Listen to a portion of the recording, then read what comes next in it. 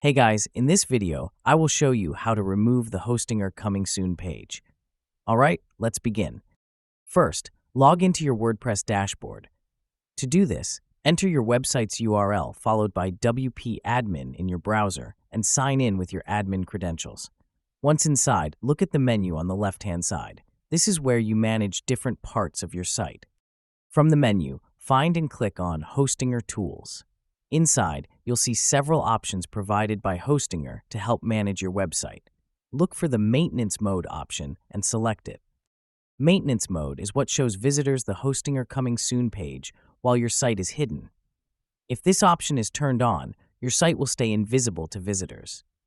To remove the Coming Soon page, simply toggle Maintenance Mode off.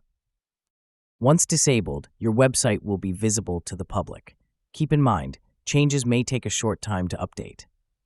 So that's basically how you can remove the Hostinger Coming Soon page. That's it for this video. Thanks.